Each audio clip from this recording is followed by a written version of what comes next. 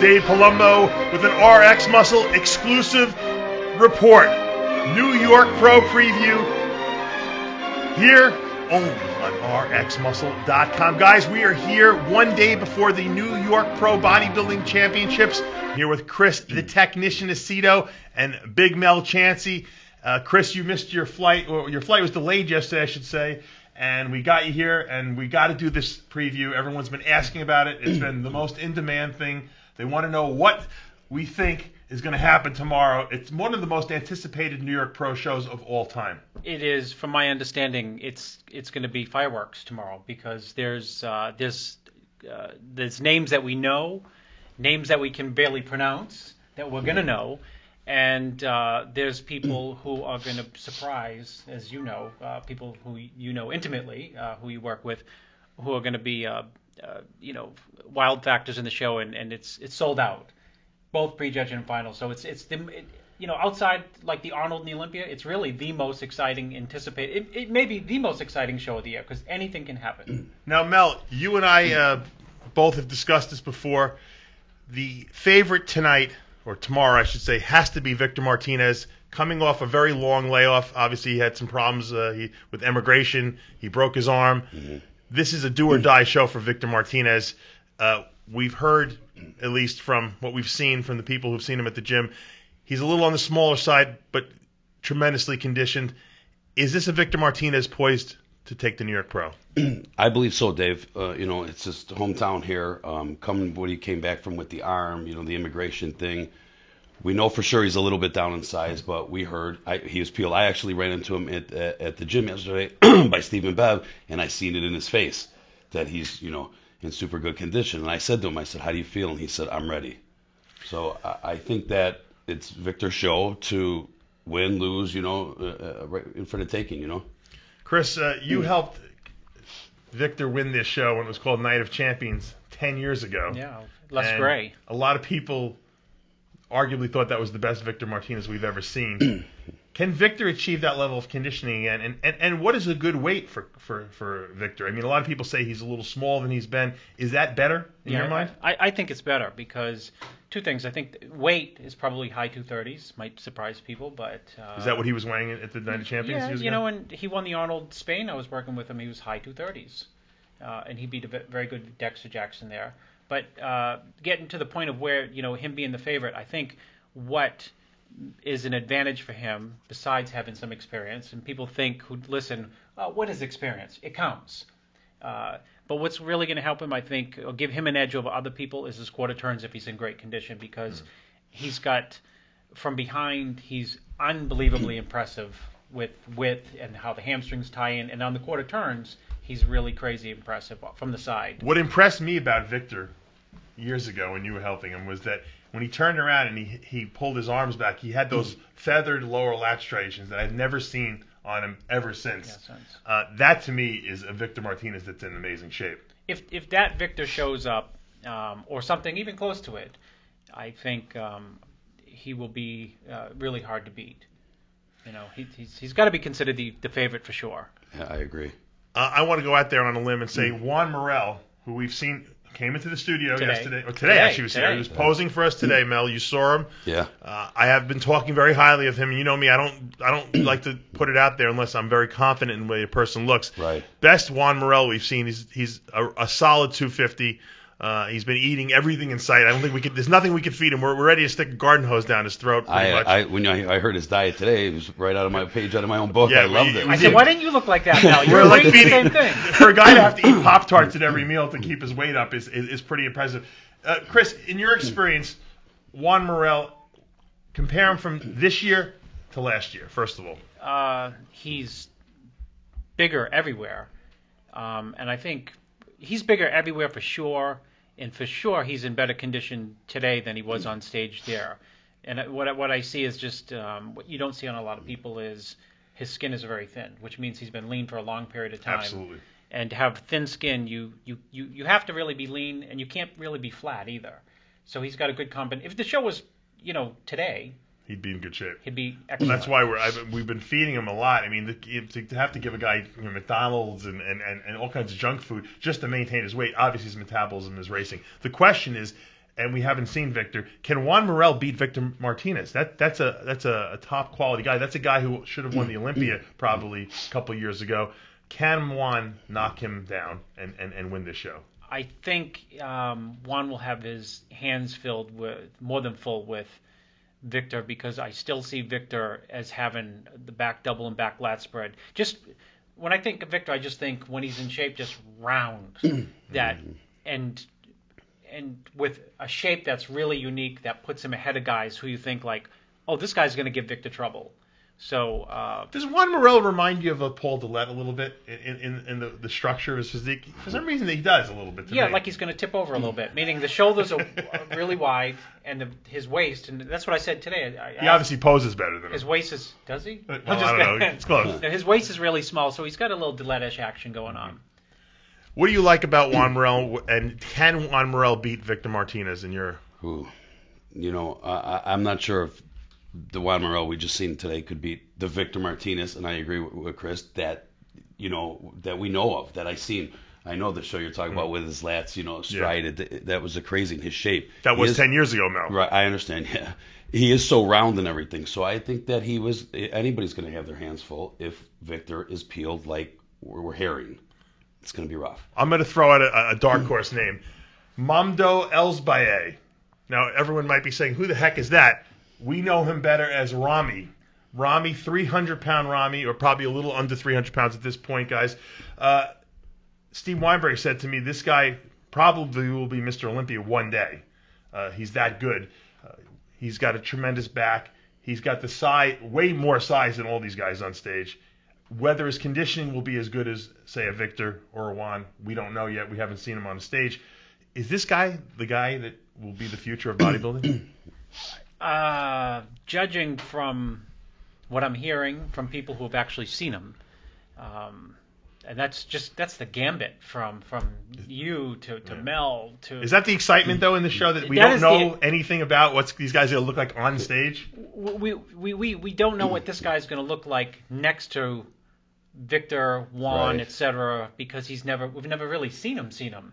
So coming into it, you hear like a big weight, 300 pounds, and immediately you say he's not going to be in shape. And then you hear, well, you say like more like 290, and you still say he's not going to be in shape. But then you hear from people who've seen him, they say it looks like he's in pretty damn good shape. So one of the crazy things is we just left Steve and Bev's, and Johnny Styles, and one of the ladies that worked behind the counter, and she's been here a long time. I even said to her, "You've been here a very long time, haven't you?" She said, "Yeah." She goes, "I never seen anything like it." She goes, he came in and had a shirt on, and he looked like a refrigerator. He's big even in clothes. Most guys, when they're not this ready, Juan doesn't look that big in clothes, and I know Victor probably looks tiny in clothes they both right now. look small. Yeah. So when and I even said to her, I said, "That's crazy because you've been here and seen it all." She goes, "Everybody." And I said, how does a 235-pound Victor Martinez beat a 290-pound Rami who might have as good a structure as he does? Well, you said, and it really hit home, was size has got to count for something. It's bodybuilding after all, and the guy's got amazing symmetry. So. But is he complete like we've seen Victor? Is he complete? That remains to be seen. None of us three here on the panel seen him. No. So we're listening, we're hearing, and we're hearing from some very good sources. Experts, good sources. It's not some guy. Dennis James. Right. We were hearing from some good sources, but we need to sit there. It'll be interesting. I'm more excited to see that. The whole him standing there in this lineup, that's going to be the excitement for me. Well, Chris said there's never been a pro in shape that's been 300 pounds on stage. And then I said, well, Ferrigno and Kovacs, but then you prefaced it under 6 feet, and I think you're right. Even Ronnie wasn't that big. Ronnie was about 292, I think, that one year. Yeah. So this guy could be the biggest guy we've ever seen in shape at his height. At 5'10". At 5'10", and it could be a blowout in essence. Regardless of where he places, which is going to be very high, if not first, it's going to be high, and the New York crowd's going to go ballistic over him, as they will over everyone. And Victor making a comeback. There's so many exciting stories.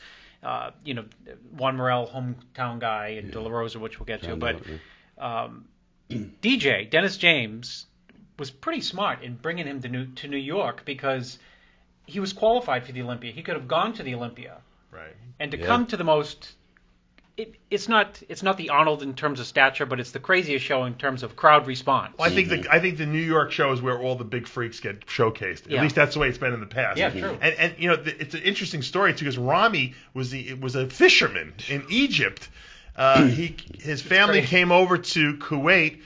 He started working at this oxygen gym mill owned by that crown prince there, and he was wiping machines down. Like I guess they're so wealthy, Chris. That what they do is people sweat on the machines, and they have people there who actually wipe off your machine for you. Yeah. That's their job. Which is great. I need one of those. Yeah, to wipe this office down. Yeah. Actually, I don't sweat when I train, but there's always people like sweating up a storm who's leaving like a wet spot. Yeah. So it's good that there's guys like him. So he goes to this gym, he's training, and who's his hero? Victor Martinez is his idol. It's another story. It's a story. Yeah. It's his idol, and Victor Martinez is the guy. This is who this guy wants to be, and he starts training probably in between wiping down machines, and he starts growing. He's like got genetics for it. Next thing you know, he's on stage 3 years later with Victor Martinez, vying for the New York Pro title. So it is an amazing story. It's unfortunate that Rami does not speak English yet. But I suspect, Mel, that he probably will learn the language over the next couple of years. We heard he's really pays attention, and he's trying to catch on. We heard everybody that tells us that he's trying to learn it. You know what I mean? He's really trying to grasp it. So even Big Steve said within the next year he sees Rami speaking good enough to where he won't need the translator. Maybe we can get him a job. Who can we get that job for to teach him how to speak English? Does George Farrar speak? Does he speak? Exactly. Yeah. He won't be working with DJ anymore. But yeah, right. You tell me. Will George try to steal him away from? Of course, from I'm DJ? sure he's already. Yes, I'll go on record. Yeah. Okay. Tell me what. I hope he doesn't miss the competitors meeting because Sean Ray will rat him out. Yeah. That's right. George will have to lobby to get him in or something. Where could Rami blow it these last few days? I mean, where could things? To me, he looked as full as he could possibly look in the pictures and videos I've That's seen. why I asked you. And DJ said that he hasn't hasn't carved him up yet. So I don't know. To me, that's scary. I'm thinking, well, maybe he might spill over. I don't know. And DJ told me that they're carving him up very easy. Yeah.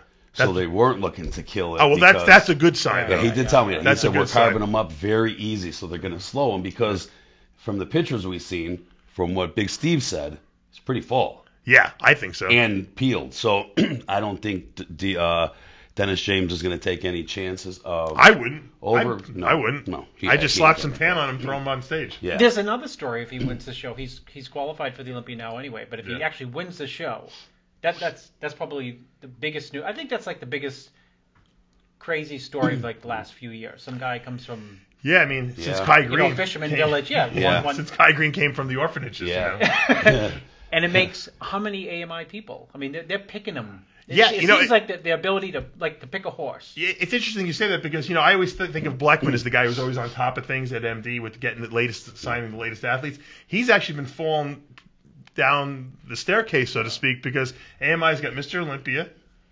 They got Phil Heath. Kai they got Green. the 212 Olympia. Flex Lewis. They got Kai Green. They got Sean Roden. And if they got this guy Rami now, they might have the top 5 at the Olympia. Yeah. It's amazing. Isn't that? I mean, although let me throw this out there because I know you like to make these. We like to do these hypothetical pose downs. Yeah.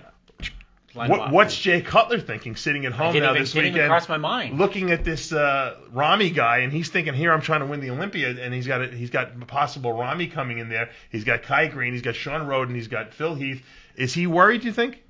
I would suspect he is. I mean, because. If you Did he order any books from you lately? No. Oh. We'll get to that. But, you would think this, is that there's nothing to compare Sean Roden to Jay, meaning they're two totally different. Right. That's why I brought this up. And to some degree, Phil is a different physique than Jay. Jay's the monster. Yeah, Jay's the monster. Now you got another monster it in the mix. mix. It makes him very unique. In one aspect, it makes him different from the other guys. So if he's at his best, you could say, well, Jay was at his best, and he's the biggest, and these other guys fall to the wayside. Whereas when you have another freak next to him, it's freak for freak. Yep. It just changes the dynamic of the Mr. Olympia. You're friends with Jay. Yeah. Has Jay given you any feedback on this guy yet? No, we were texting yesterday a little bit, and I said, this dude's big. So obviously Jay talked to Big Steve, and Jay said, yeah, he's the real deal. Oh, really? Yeah, so Jay knows that this dude is huge, shredded, a threat. That, of course, he does. That's what makes bodybuilding interesting, though. I'm not sure if Jay, I'm sure in the back of his head he's got to be focusing on things, but I know once Jay does get focused, he's going to set his mind and try to do his best. Well, he won't worry about anyone. Yeah. You have to. It's in the back of his It mind. has to be there. It has to be. It's just we're all human, Let's talk about Cedric McMillan. I know that you've only been slightly more contact with him than I was with Kevin English the last 16 weeks. But what's going on with Cedric McMillan? Have you talked to him? Have you seen him? What do you expect of him in this lineup? Because here's a guy who, up until maybe 2 months ago, we might have been saying he's going to win this show if he was in the lineup.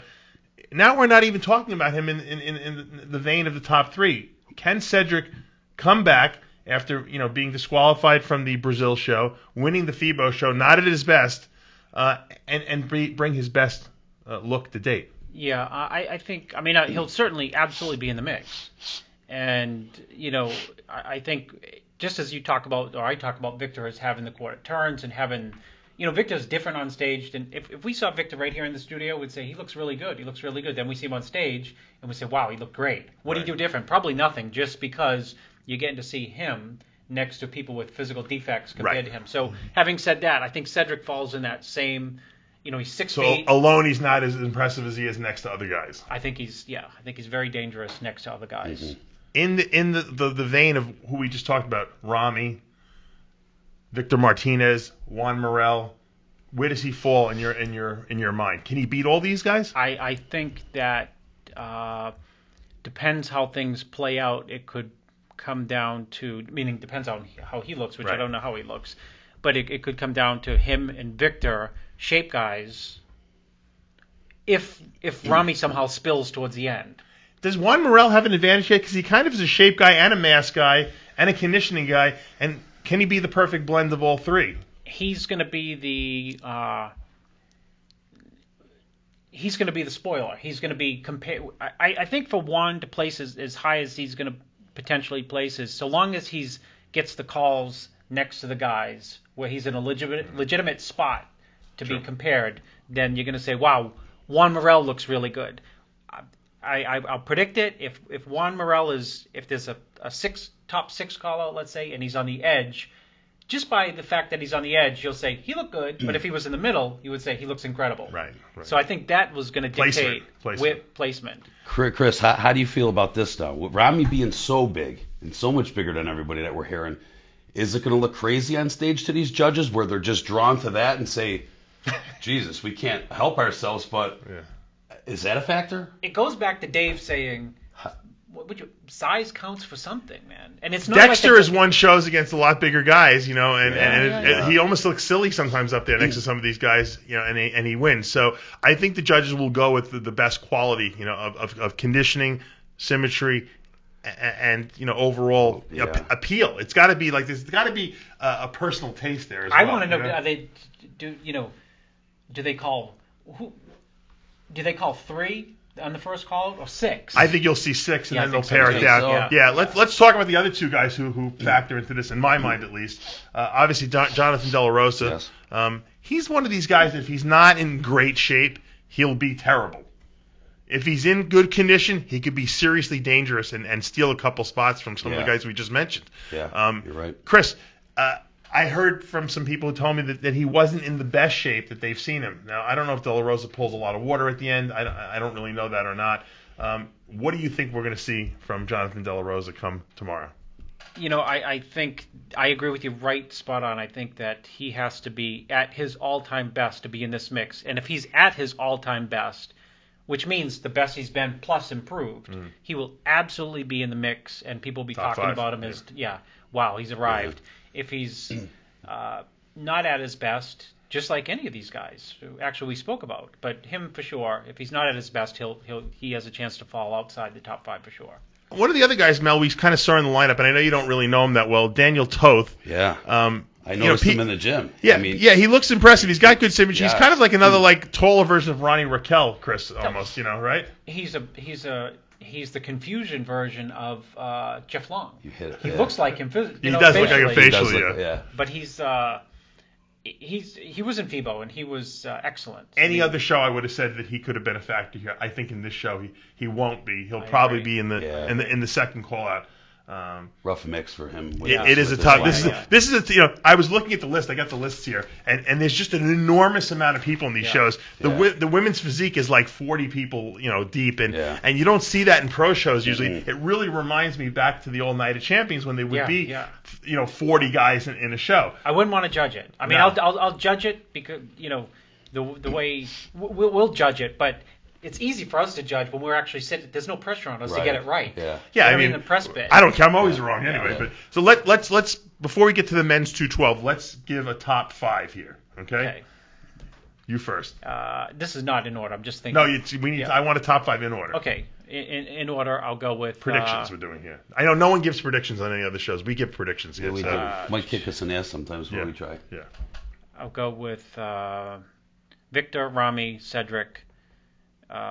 Juan, who am I missing? De La Rosa, that order. Write that down. That's how it's going to go. I'm going with Victor and Rami. I'm going with Juan Morel for 3rd. Cedric for 4th. John for 5th. All right. I have to stick with my guy. I feel like George. My guy. Yeah, I have to go with Juan Morel 1st. Victor 2nd. Rami 3rd. 4th would be Cedric. No, I'm going to go 4th. I'm going to go with Cedric, then John De La Rosa, 5th. Yeah, that's our call. Let's go to the 212 class because this is a very deep class too. It's really 21 guys deep here, Chris. Wow. And Kevin English, who missed the Olympia, took off the Olympia, had a knee injury, wasn't at his best last year. Arguably, some people thought he might have gotten a gift at the New York Pro, winning it again. He's coming back, I think, to try to win for the 4th time. He's going to have his work cut out for him, Chris. English has been, like I said, he's used to dieting twice a year. He hasn't. He does get lean rather easily. I know he's having trouble making the weight. He's very close. Talk to me about what English needs to do to win in this lineup. Not Olympia, this lineup. He needs to be blasting full, and he doesn't even need to be separated. He just needs to overwhelm the lineup. I mean, I've seen him in shows where I'm rooting against him, and I want him to lose, and at the end of the day, when you leave the auditorium and you run it through in your head and you say, he won because he was blasting crazy, ridiculously full, like you shrunk from a 260 guy into like a 212 class. So for him, I think people love to see him and people can appreciate his physique when he's just freaky. And for him, freaky doesn't have to be strided, doesn't have to be like, it just has to be overwhelming. And he can overwhelm this lineup at his best on back shots, on side chest, on most muscular, where you just you just say, wow, that's a lot of muscle. The wheels have to be full. Yeah. Now I know that I'll tell you this one thing. Right. Mike Camp, who's my physical therapist, his physical therapist, also his training partner, has been pushing him very hard. I know he told me Kevin's been squatting 500 pounds. He's been pushing him through some heavy workouts.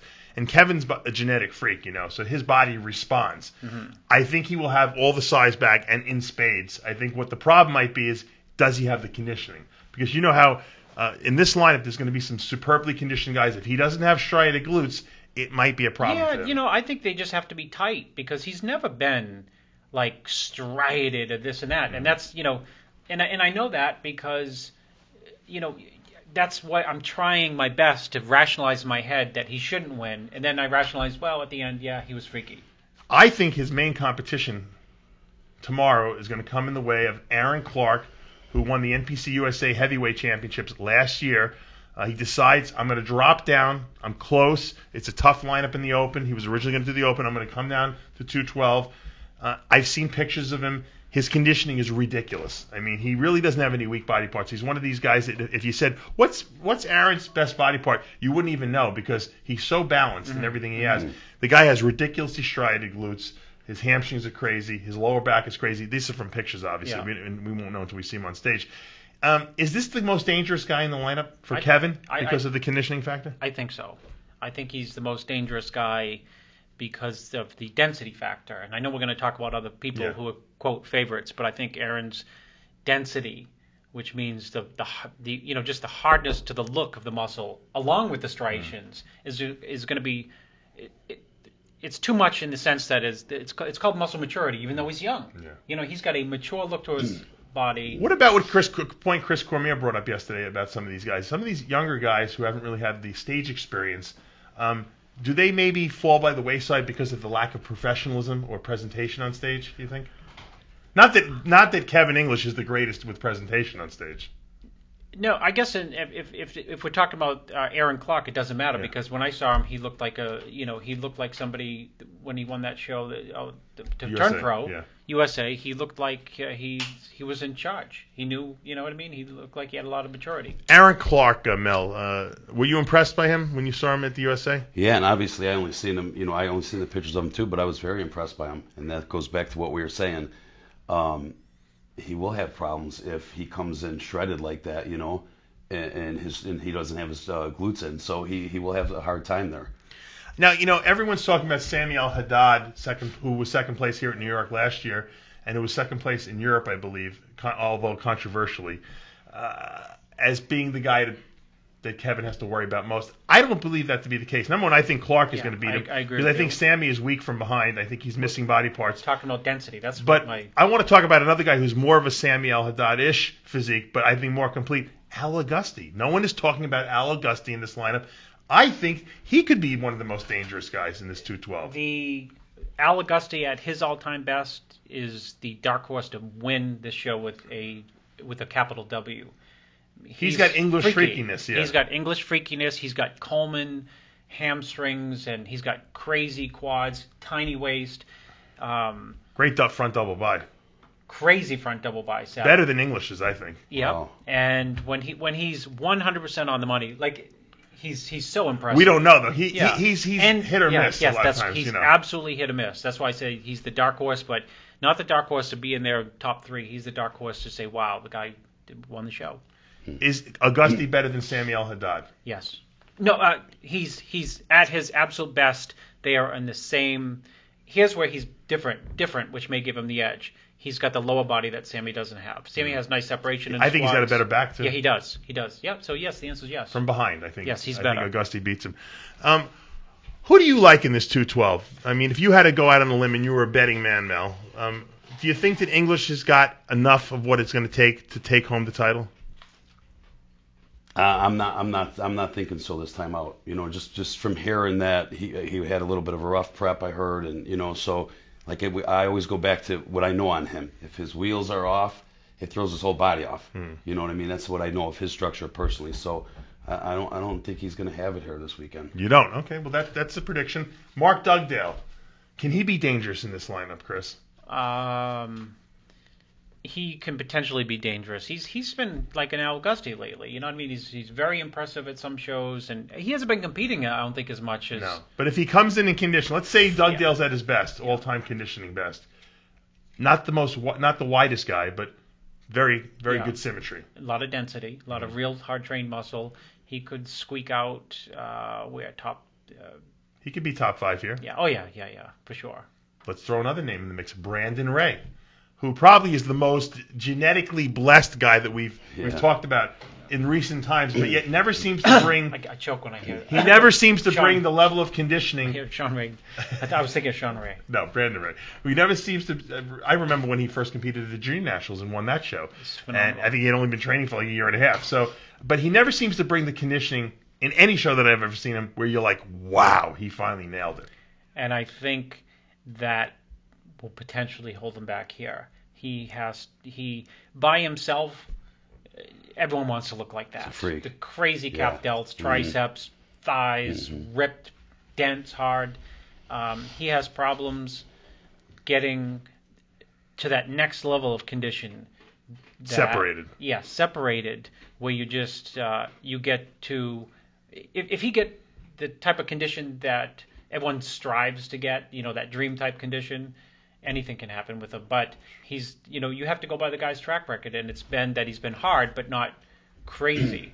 And I think that will hold him back here. And, as big and full and crazy as he is, he's not really that big or that wide of a guy. You know what I mean? So, when you put him on stage next to, and this is Sammy Haddad's strength, is he is wide with this, you know what I mean? He's like, and he's got very dense conditioning too. Yeah. So he don't hold up good to a Kevin. You know what I mean? Like as far as that that width and that. I don't think anyone can. I don't think anyone. But it's true. I don't think anyone can stand next to Kevin when No. Kevin's at his best. Kevin's in this lineup. But Yes. will Kevin be his best? That's what remains to be seen. All right, Chris, let's do predictions. Top 5 here.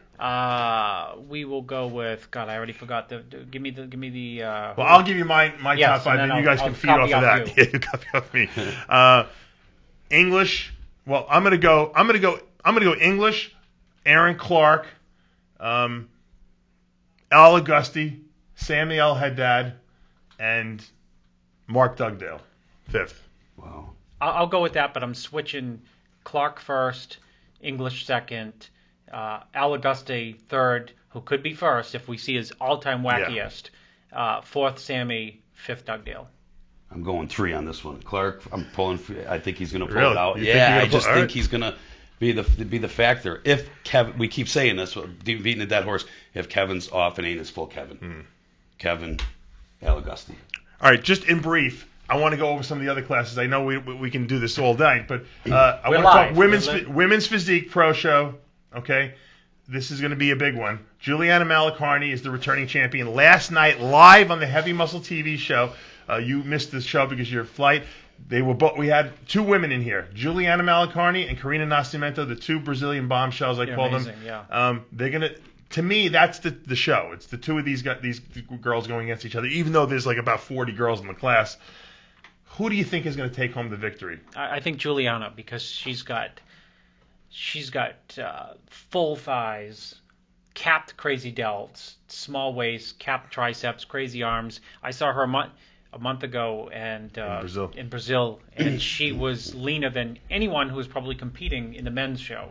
She's leaner even now. Yeah. Yes, and she's less, quote, straight up and down than Karina. Yeah. If Juliana wins this show, which will put her pretty much in line to win the Miss Olympia, probably the first Miss Olympia come this September, is this setting a new standard? Is this sending a message to the women's physique category saying, hey, we want muscle, we want conditioning, you guys better step your game up a little bit? Yes. And is that dangerous, that message? It's dangerous if people don't know how to interpret the message. Meaning, when I saw her in Brazil, you see a fabulous physique with a lot of muscle and a lot of curves and a lot of shape. And I think that's the template. And the beauty factor. That's what I mean. Now here, Chris, I always like to take everything from my day and bring it round circle. Okay. You and I were watching a YouTube video someone sent me.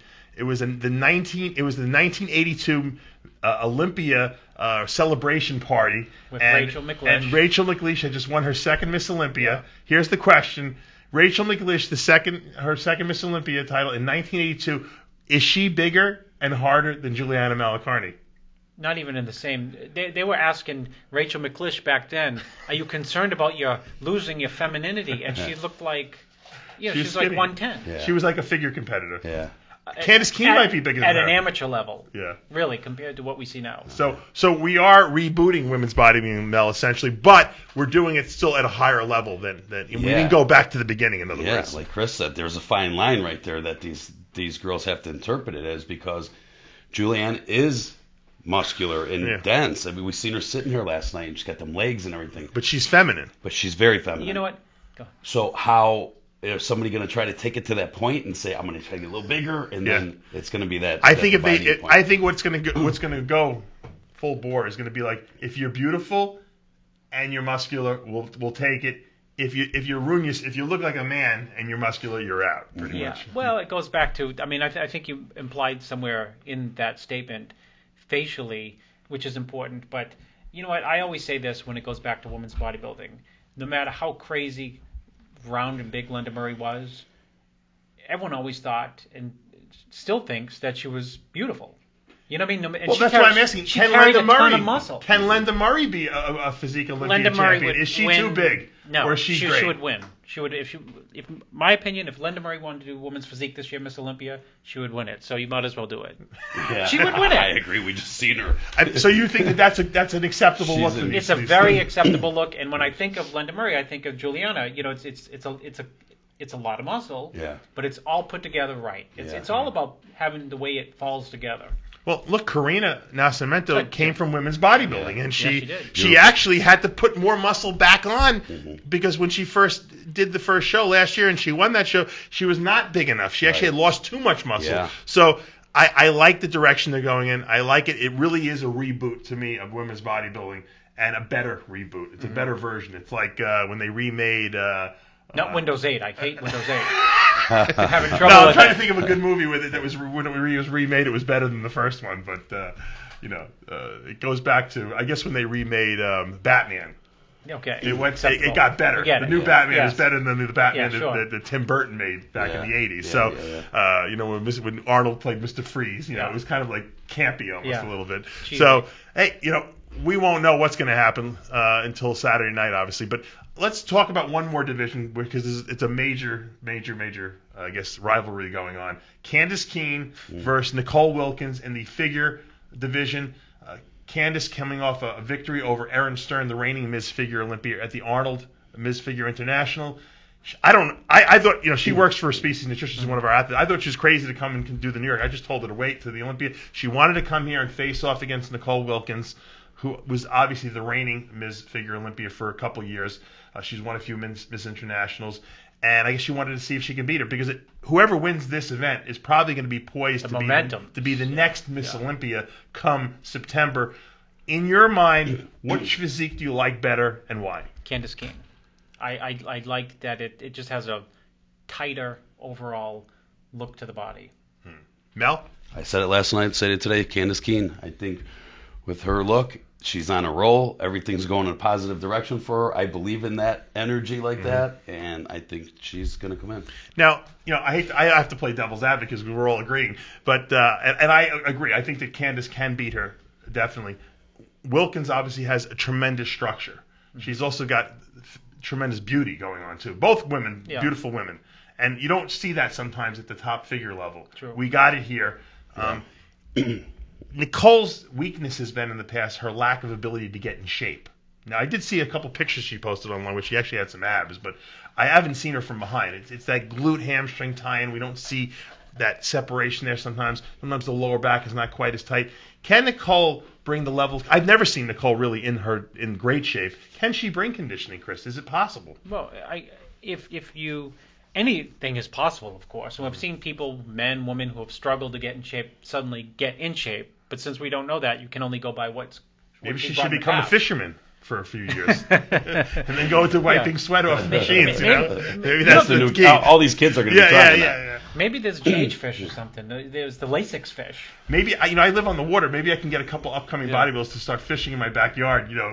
For my dinner, we have like flounder and fluke that try fluke. Here's a new job we'll have, Chris. Yeah, I can see it already. Nicole Wilkins. I guess you can only go by her past performance, which is, even though she can string together wins, there's always like a little asterisk, like, well, she could be tighter. And Candace Keene, I think I agree with Mel. She's got the momentum, she's got the energy. And when you interviewed her I don't know if you recall because you interviewed 1,000 people since then, but when you interviewed her at the Arnold and you asked her, are you going to win? You didn't even put the N on the win part. And she looked at you in the eyes and said, yes. Well, she was supposed to be here at the TV show, too, and her flight got delayed. And she told me, you could tell everyone that I intend to win this show. So she's pretty confident in that. Which means, I say that, confident, and she appreciates her own hard work. Sure. She knows that she didn't fuddle around. And she's not coming to New York to lay it all on the line and then not be at her best. Right. I agree with you. I agree 100%. Anyway, we have a great show this coming weekend, obviously. It's the best New York Pro of all time. We'll have men's physique. We'll have bikini, as well as the women's physique, men's open, the men's 212, and what did I just forget? And women's physique, excuse me. No, you didn't forget anything. There's 6 classes, Chris. This is the biggest New York Pro, not just in competitor numbers, but in competitor divisions. Yes. So we'll probably be there pretty late. Absolutely. We will be there to the bitter end, Mel. You know that during wrap-ups. Mel's not used to staying. Mel usually leaves whenever he wants. Now that we put him to work, he's got to stay to the end. I worked more from Wednesday to today, Friday, than I did in 44 years of my life. Yeah, I've eaten more since Mel got here. Mel has on a very regimented eating schedule, so he's getting me to eat more. I've been progressing to your eating schedule. He woke up very early and said, "Let's go eat." Yeah, Dave's amazed. He goes, "I see you go to bed at 3-4 o'clock in the morning with me, and you're up at 8 o'clock." I go, "It's my stomach." Is that what it is? You're always hungry. Mel's always hungry, so. I just want to thank both of you guys for coming down, and I think that we had a great show last night. I know Chris was upset that we missed the show. I want to also give a real big congrats to Johnny Stiles over there, who's been cranking it out. We did 3 live shows 3 days in a row. We did the Mel Chancey show, Final Verdict, on video, which is up on the site. I know it's been getting a lot of great reviews. Thank you guys for the support. We're loving it. I'm having a ball. Then we had the Heavy Muscle TV show, which was our longest Heavy Muscle TV show. It was 3 hours long. Chris, it was just nonstop. There was just people flooding onto the set, and that'll be up, I think, in about another hour or two. So if you guys want to catch the replay of that, it was a tremendously fun show. We had a lot of bodybuilders, male, female, in the studio. A lot of fun. Jimmy the Bull was out of his mind, and Chris Cormier was in the studio. I know you're upset that you missed Chris. Oh yeah. But did you notice, Mel, that Chris was very quiet when he first came in, and then by the end of the night he was whooping it up like he was the greatest time of ever. He loosened up when he was first in there. He was stiff. Yeah. We had to get him going a little bit, and then at the end of the night, it was the best. He didn't want to leave. No. I think he would have stayed if you would have asked him. I know he had to go help a few people pose and stuff like that, but if I would have told him, hey, Chris, I think we might hit the strip club tonight, he was gone. And then, obviously, we have this very live special update report, and we're going to be doing a lot more of this live programming. So, guys, make sure you see it. Look for the Facebook post. Look for on the front page of RX Muscle. You never know when RX Muscle may have a special report. For now, though, we are out of time. I'm Dave Palumbo with Mel Chancey and Chris the Technician Aceto, saying we'll see you tomorrow live at the New York Pro for the live play-by-play, and of course all the wrap-ups and winner interviews only on RxMuscle.com.